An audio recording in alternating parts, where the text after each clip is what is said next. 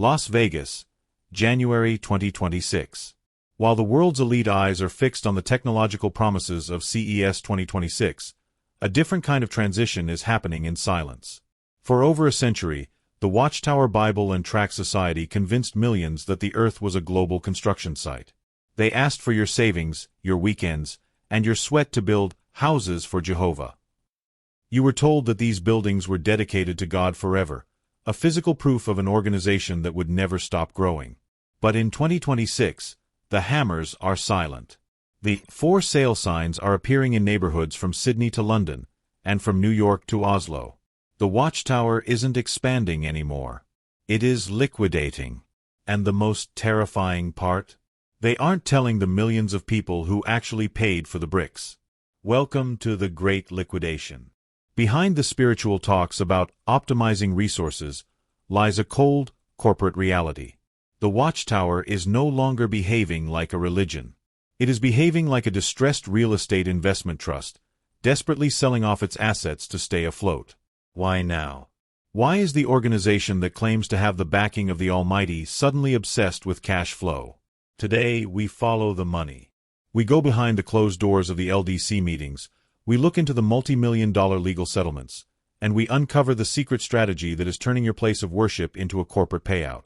Before we dive into the internal documents that prove the shift, you need to understand that this information is being suppressed. If you value independent investigation over corporate propaganda, subscribe to this channel and hit the notification bell. In an era of forced silence, the truth is the only weapon we have left. Tell us your story in the comments if you have seen a local hall vanish. To understand how they are selling your hall today, we have to go back to the year they secretly took it away from you. The great title flip of 2014. The architecture of control. Picture this scenario. You're a member of a local congregation. For decades, your parents and grandparents donated faithfully. They organized bake sales, they volunteered their construction skills, they took out personal loans to help build the Kingdom Hall. The building was theirs in every meaningful sense except one, legal ownership. But even that felt like a technicality. After all, the local congregation held the deed.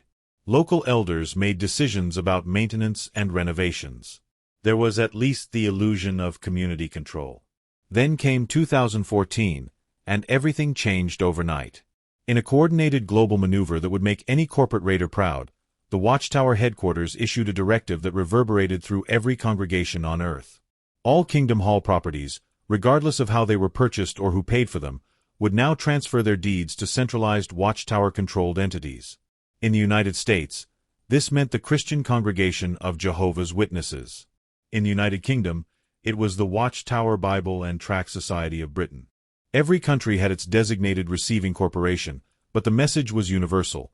Local congregations would no longer own the buildings they had sacrificed to construct. The letter arrived with the kind of bureaucratic coldness that would become the organization's signature in the years to follow. There was no vote. There was no consultation. There was barely an explanation. Elders were told this was a matter of theocratic direction, which in Watchtower parlance means, shut up and comply. Congregations that had fought for years to secure financing, that had elderly members who had literally mortgaged their homes to help pay for construction, were now being informed that they would sign over their deeds to headquarters. Immediately. The theological justification was paper-thin. Headquarters claimed this centralization would simplify property management and protect congregations from legal liability. But anyone with even a passing familiarity with corporate restructuring could see what was really happening. This was asset consolidation on a massive scale. The Watchtower was transforming from a loose federation of semi-autonomous congregations into a vertically integrated real estate empire with total command and control. Think about the legal implications for a moment. When a local congregation owned its Kingdom Hall, selling that property required the consent of the congregation. There had to be meetings, discussions, votes. Even in an authoritarian religious structure, there were at least procedural hurdles that gave members some sense of participation. After 2014, all of that evaporated. A building could be sold without the congregation ever knowing it was on the market. Members could arrive on Sunday morning to find their hall had been liquidated, their worship location reassigned to a building 30 miles away, and their decades of donations converted into headquarters discretionary funds. And this wasn't hypothetical. It started happening almost immediately. By 2015, kingdom halls across North America and Europe began disappearing from the landscape. Congregations were merged, consolidated, and in many cases simply dissolved. The official narrative was always the same: we're optimizing resources for the preaching work. But optimization is just a euphemism for extraction.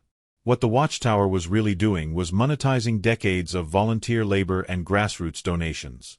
The legal mechanism they used was brilliantly cynical. When congregations signed over their deeds, they weren't technically selling the property. They were donating it. This meant no money changed hands at the time of transfer. The kingdom hall that your grandfather helped build with his own hands was now a gift to headquarters. And gifts, as any lawyer will tell you, come with no strings attached. Once the deed was in Watchtower's name, they could do whatever they wanted with the property. And they did. In the United Kingdom, the scale of this asset grab became visible through public records. The Watchtower Bible and Tract Society of Britain suddenly appeared as the owner of hundreds of properties worth tens of millions of pounds. Properties that had been paid for by working-class families in Manchester, Birmingham, and Glasgow were now corporate assets controlled from London and New York. When those properties were sold, as many of them were, the proceeds didn't go back to the congregations. They went into the central treasury, never to be seen by the people who actually paid for the bricks and mortar. Australia saw a similar pattern. Kingdom halls in Sydney and Melbourne, some of them purpose-built facilities constructed within the last 15 years, were quietly listed for sale. Congregations were informed after the fact, often learning about the sale of their hall from real estate websites before they heard anything official from headquarters. The psychological impact on long-time members cannot be overstated. These were people who had been told their entire lives that building kingdom halls was sacred work, that these buildings were dedicated to Jehovah and would stand as monuments to true worship. Now they were watching those same buildings turned into yoga studios and Buddhist temples. But the title flip of 2014 wasn't just about creating a liquid asset base. It was about preparing for something much darker. Because when you centralize control of assets, you also centralize liability. And by the mid-2010s, the Watchtower had liabilities that were growing faster than they could manage. Let's talk about money. Not the theoretical spiritual currency of blessings and divine favor that the Watchtower loves to discuss from the platform, but actual dollars, pounds, and euros. The kind of money that gets reported to courts and appears on balance sheets. Because by 2015, the Watchtower was bleeding cash in ways that threatened the entire organizational structure. The trigger wasn't a single event. It was an avalanche of civil litigation that had been building for decades and finally reached critical mass. Cases involving institutional failures in safeguarding children began hitting courts in the United States, Australia, and the United Kingdom with devastating financial consequences. These weren't minor settlements that could be absorbed into regular operating budgets. These were multi-million-dollar judgments that required liquidating assets to pay. Let's start with the Candace Conti case in California, which set the template for everything that followed. In 2012, a jury awarded Conti $28 million in damages after finding that the Watchtower's policies had protected her abuser and endangered her as a child. The verdict was eventually reduced on appeal, but the message was unmistakable. Courts were no longer willing to defer to religious autonomy when it came to child safety. The Watchtower's insistence on requiring 2 witnesses to abuse, its practice of keeping abuse allegations secret from law enforcement, and its priority on protecting the organization's reputation over protecting children were being recognized as institutional negligence. And Conti was just the beginning. By 2015, the Watchtower faced a portfolio of similar cases across multiple jurisdictions. Each case followed a similar pattern. A child was abused by a congregation member. Elders were informed but failed to report the abuse to authorities, citing religious confidentiality. The abuse continued. Years later, the victim sued, arguing that the Watchtower's policies had enabled the harm. And increasingly, courts agreed. The financial impact was staggering. In 2017, a Montana jury awarded $35 million to 2 women abused as children. The case revealed that the Watchtower maintained a secret database of known abusers within the organization, information that was never shared with law enforcement or even with other congregations where these individuals might have relocated. When the court ordered the Watchtower to produce this database, the organization refused, claiming clergy penitent privilege. The judge wasn't impressed. The Watchtower was fined $4,000 per day for contempt of court, a penalty that accumulated into millions of dollars as the organization continued to stonewall discovery. Think about that for a moment. The Watchtower was willing to pay thousands of dollars every single day rather than comply with a court order to reveal what it knew about child abusers. This wasn't about protecting religious freedom. This was about protecting the organization from the tsunami of liability that would follow if the full scope of its knowledge became public. Because if the database showed what victims' advocates suspected, that headquarters knew about hundreds or possibly thousands of abusers and did nothing, the legal exposure would be existential. By 2018, the financial pressure was visible in the organization's behavior. Kingdom halls were being sold at an accelerating rate, and the proceeds weren't being reinvested in new construction. They were disappearing into legal defense funds and settlement accounts. In the United States alone, court filings suggested the Watchtower had paid out well over $100 million in abuse-related settlements between 2010 and 2020. And those were just the cases that became public. Many settlements included non-disclosure agreements, meaning the true financial cost remained hidden from rank-and-file members who continued donating, believing their contributions were funding the worldwide preaching work. The Australian Royal Commission into Institutional Responses to Child Sexual Abuse delivered perhaps the most damning institutional indictment. The Commission identified over 1,000 victims of abuse within Jehovah's Witnesses congregations in Australia and found that not a single case had been reported to police by the organization. The cultural and procedural failures were so severe that the Commission questioned whether Jehovah's Witnesses should retain their charitable status. The reputational damage was immense, but the financial implications were worse. Australian congregations began losing access to government grants and tax advantages that had subsidized their operations for decades.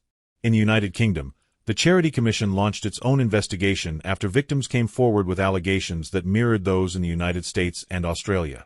The Commission's 2017 report was scathing, finding that the organization's safeguarding policies were inadequate and that leaders had prioritized institutional reputation over child welfare.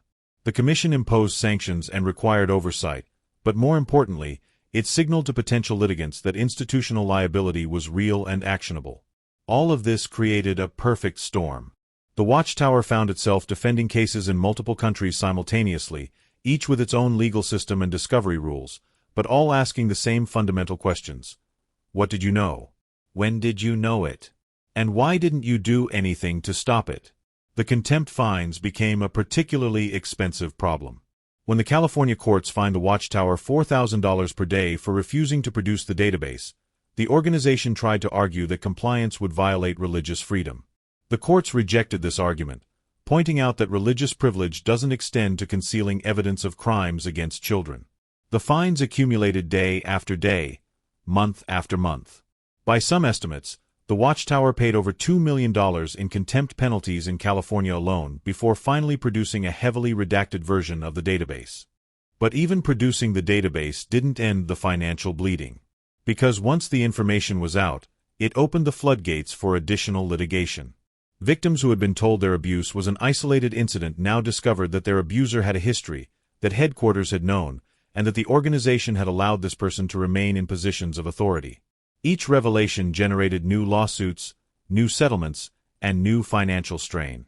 By 2020, the Watchtower's legal strategy had shifted from aggressive defense to damage control.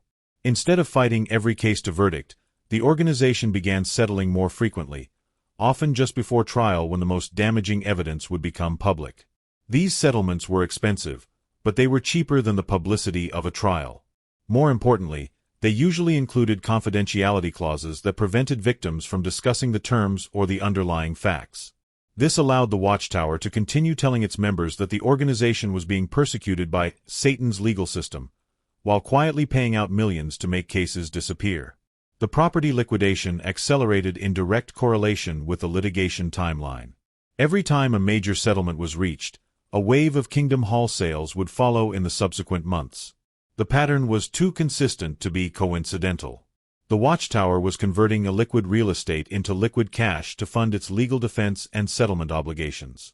And because the 2014 title consolidation had centralized ownership, they could do this without any transparency or accountability to the members who had actually paid for those properties. But the litigation hemorrhage wasn't happening in a vacuum. Because while the Watchtower was fighting to keep its secrets in courtrooms, it was also facing an entirely different threat in Europe, one that would fundamentally challenge its business model. Let's travel north to Scandinavia, where a different kind of reckoning was unfolding. In 2021, the Norwegian government made a decision that would send shockwaves through every Watchtower office in Europe. They stripped Jehovah's Witnesses of their religious registration and revoked all state subsidies. The reason? Human rights violations, specifically the organization's policy of shunning former members. To understand why this mattered, you need to understand how European religious organizations operate financially. Unlike the United States, where churches rely almost entirely on private donations and enjoy tax-exempt status as a matter of course, many European countries provide direct government subsidies to registered religious organizations. In Norway, this subsidy was substantial, providing hundreds of thousands of kroner annually to support congregational activities. For the Watchtower, these subsidies represented a significant revenue stream that required relatively little effort to maintain. Until they lost it. The Norwegian government's decision wasn't sudden. It came after years of complaints from former members and human rights advocates who argued that the Watchtower's shunning policy violated fundamental rights to family life and freedom of conscience. The policy of complete social ostracism for those who left the organization, including cutting off contact with parents, children, and lifelong friends, was determined to be a form of psychological coercion that exceeded the bounds of acceptable religious practice in a democratic society. The Watchtower's response was instructive. Rather than modifying their policies to comply with Norwegian law, they doubled down, arguing that shunning was a biblical requirement that governments had no right to interfere with. This principled stand might have played well with the faithful, but it had a very practical consequence. Norway held firm, and the subsidies disappeared. More importantly, Norway set a precedent.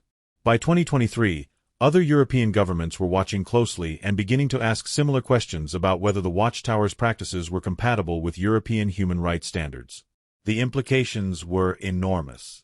If multiple European countries followed Norway's lead, the Watchtower would lose access to millions of euros in annual subsidies that had underwritten their operations across the continent. But the subsidy loss was only one dimension of the European problem. The more fundamental threat was to charitable status itself.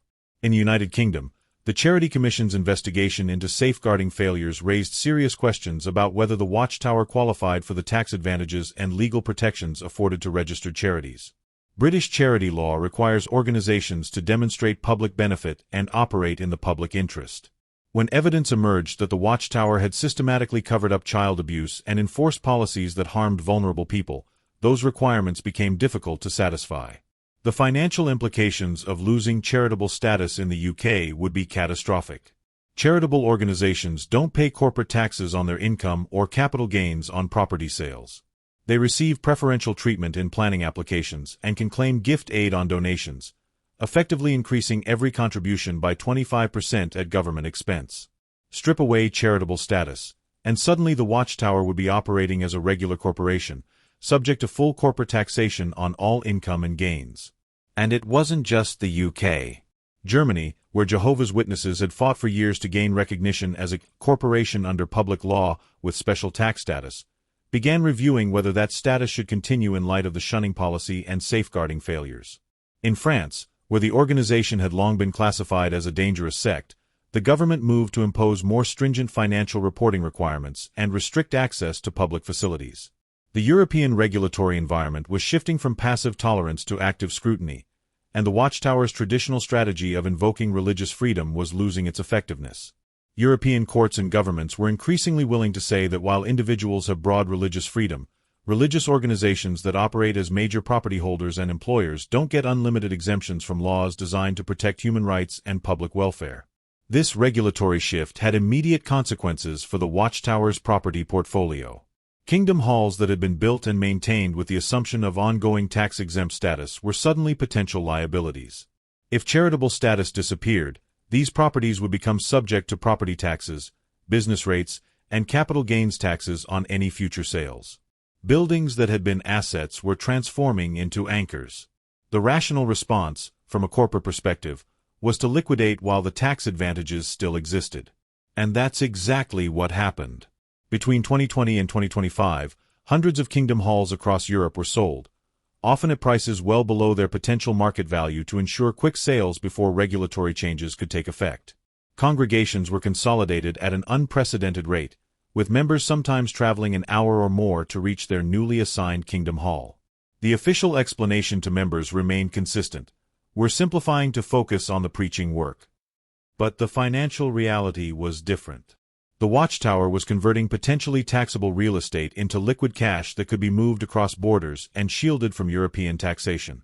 The property sales weren't about simplification. They were about capital preservation in the face of an increasingly hostile regulatory environment. The Norway Precedent became particularly important as other Nordic countries began examining their own policies. Sweden, Denmark, and Finland all had similar subsidy systems and similar human rights standards. If they followed Norway's lead, the financial impact would compound. The Watchtower was looking at the possibility of losing access to millions of euros in annual subsidies across Scandinavia while simultaneously facing stricter financial reporting requirements and potential loss of tax-exempt status. By 2024, the pattern was clear. European governments were no longer treating the Watchtower as a protected religious organization operating purely in the spiritual realm. They were recognizing it for what it had become: a multinational corporation with substantial real estate holdings and significant cash flows, one that should be subject to the same scrutiny and taxation as any other large organization. This shift in governmental perception aligned perfectly with changes in how the Watchtower was actually operating. Because while they were liquidating physical kingdom halls across Europe, they were simultaneously making enormous investments in digital infrastructure. The money from property sales wasn't disappearing. It was being redirected toward a very different kind of asset. Let's shift our focus to Ramapo, New York, where the Watchtower is constructing what they're calling a media and education center, but what anyone in the tech industry would recognize as a content production and digital distribution hub. The project represents a capital investment of over $500 million, making it one of the largest construction projects in the organization's history. But here's what makes it fascinating. While the Watchtower is spending $500 million on this facility, they're simultaneously selling off local kingdom halls at a rate that suggests those buildings have become obsolete. The Ramapo project reveals the Watchtower's actual strategic vision, and it has nothing to do with the simplification narrative being fed to rank-and-file members. What's being built in Ramapo is infrastructure for a post-congregational religious organization. It's a media production facility designed to create content for global digital distribution, reducing the need for physical gathering spaces and transforming Jehovah's Witnesses from a religion of local communities into a religion of individual media consumers. Think about the financial logic. A kingdom hall is expensive to maintain. It requires utilities, insurance, property taxes where applicable, and constant maintenance. Most kingdom halls sit empty the majority of the week, used only for a few hours of meetings and perhaps some administrative functions. From an efficiency standpoint, they're terrible assets. They generate no income, they serve a limited geographic area, and they require ongoing cash expenditures to operate. Now compare that to a digital media platform. Once you've built the production infrastructure, the marginal cost of serving additional users is essentially zero. You can distribute content to members in Tokyo, Toronto, and Tanzania simultaneously with no additional overhead. There's no property to maintain, no building codes to comply with, and no local governments to negotiate with. Better yet, digital distribution allows for unprecedented control. The Watchtower can update content instantly, remove anything they later decide is problematic, and monitor exactly what members are watching and when. The pandemic accelerated this transition dramatically. When government lockdowns forced kingdom halls to close in 2020, the Watchtower rapidly deployed a digital meeting platform called Zoom, which they integrated into their ecosystem. Members discovered they could attend meetings from home, and many found they actually preferred it. No commute, no need to dress up, no pressure to socialize with people they might not particularly like. Just log in, watch the program, log out. The Watchtower initially framed this as a temporary accommodation, but they were watching the data closely. And what the data showed was that digital meetings had some very attractive characteristics. Attendance actually increased because people who might have skipped in-person meetings due to weather, transportation problems, or simple fatigue found it much easier to click a link. More importantly, Digital meetings were far cheaper to administer. No building maintenance, no utility bills, just server costs that were negligible compared to maintaining hundreds of physical facilities. By 2022, when most COVID restrictions had ended and in-person meetings resumed, something curious happened. The Watchtower didn't rush to reopen every Kingdom Hall. Instead, they continued consolidating congregations and selling buildings, even in areas where there was no obvious need for consolidation. The excuse was always the same: we're using our resources more efficiently. But the real reason was becoming clear. The organization had discovered that it didn't actually need all those Kingdom Halls anymore. This is where the Ramapo investment makes strategic sense. Instead of maintaining hundreds of expensive physical facilities, the Watchtower is concentrating capital into a single, massive production facility that can serve the entire global membership. The content produced at Ramapo gets distributed through jw.org, their streaming platform, and through various social media channels.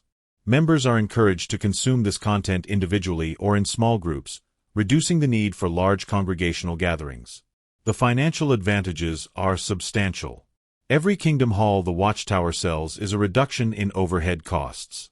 Those savings accumulate quickly.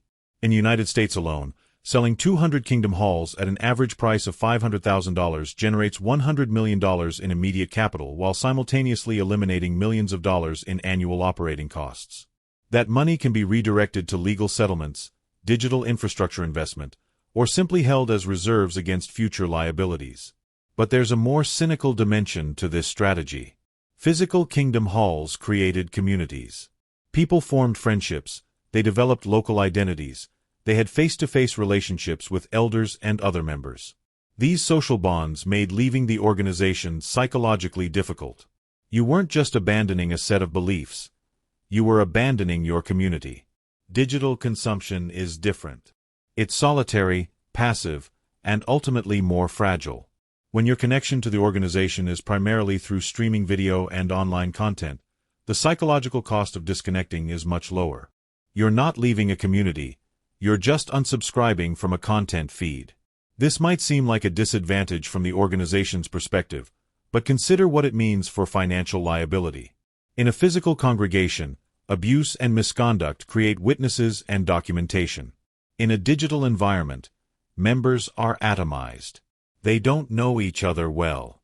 They don't organize. They don't create the kind of interpersonal bonds that might lead to collective action or organized dissent. The shift to digital also changes the nature of donations. In a physical Kingdom Hall, there's a contribution box where members can see how much others are donating and feel social pressure to contribute. In a digital environment, all donations are electronic, anonymous, and invisible to other members. This reduces transparency and makes it much harder for members to collectively assess the organization's financial health or question how their contributions are being used. Now let's pull back and look at what all of this means. Because what we're witnessing isn't simply a religion going through organizational changes.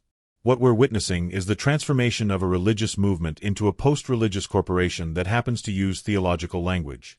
Follow the money. Over the past decade, the Watchtower has liquidated billions of dollars in real estate assets. Kingdom Halls, assembly halls, and even some branch facilities have been sold. Members were told this was about simplification and efficiency, but look at where the money actually went. It didn't go into new construction in underserved areas. It didn't go into expanding the preaching work.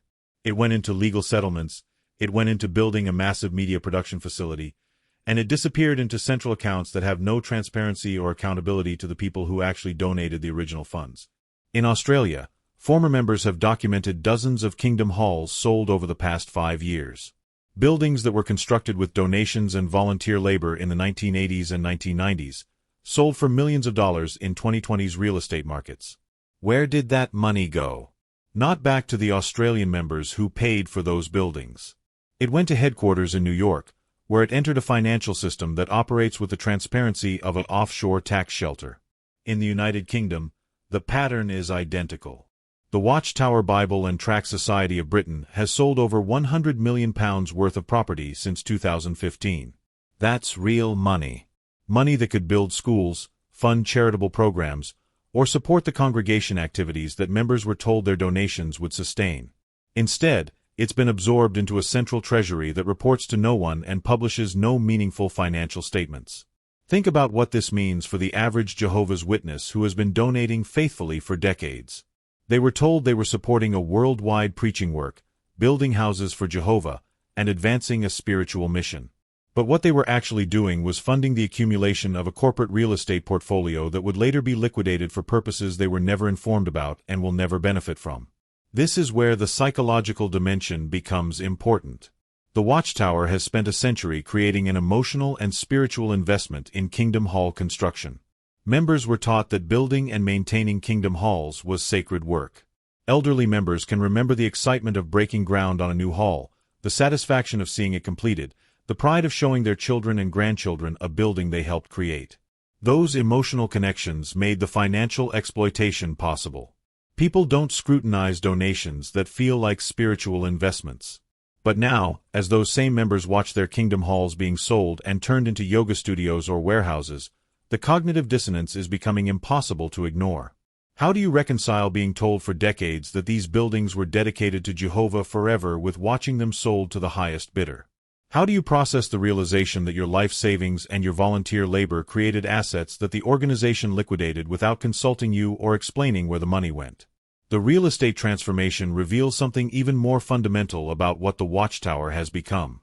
Corporations have one primary obligation: maximizing value for stakeholders.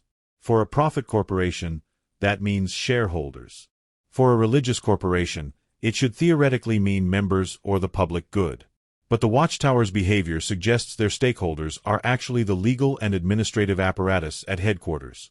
Every decision seems designed to protect the institution rather than serve the people who fund it. Consider the contempt of court fines we discussed earlier. The Watchtower chose to pay millions of dollars in penalties rather than comply with court orders to produce information about child abusers. From a religious perspective, this makes no sense. Protecting abusers has no theological justification. But from a corporate liability perspective, it makes perfect sense. Producing that database would have exposed the organization to potentially billions of dollars in additional litigation. Paying a few million in contempt fines was actually the cheaper option. This is not how religions think. This is how corporations calculate risk. Or look at the shunning policy that cost them their Norwegian subsidies. The Watchtower could have modified the policy to comply with human rights standards while maintaining the essence of their doctrinal position. Many religious organizations have managed to maintain strong community boundaries without enforcing total social ostracism. But the Watchtower refused any compromise, even when it meant losing substantial financial benefits. Why? Because the shunning policy is actually a control mechanism that prevents members from leaving or speaking out. It's not primarily theological. It's organizational. And from a corporate control perspective, maintaining that control is worth the cost of lost subsidies. By 2026, the pattern is unmistakable. The Watchtower makes every major decision based on institutional preservation and financial optimization, then reverse engineers theological justifications. Members are told these changes are about spiritual focus or divine direction, but the real drivers are litigation defense, tax minimization, and asset liquidity. The sold Kingdom Halls tell the story more clearly than any internal document ever could. Go to Sydney and find the halls that have been converted into CrossFit gyms. Go to London and see the congregational buildings that are now luxury apartments. Go to Oslo and find the Kingdom Hall that's now a Buddhist meditation center. Each building represents not just real estate sold, but a community dissolved, a congregation scattered, and a promise broken. Because here's what makes this so insidious. Those buildings weren't just worth money. They were symbols. They represented the organization's claim that it was growing, expanding, advancing. The presence of Kingdom Halls in neighborhoods around the world was proof that Jehovah's Witnesses were a thriving movement with a future. Every new building reinforced that narrative. But now the buildings are disappearing, and with them goes the illusion.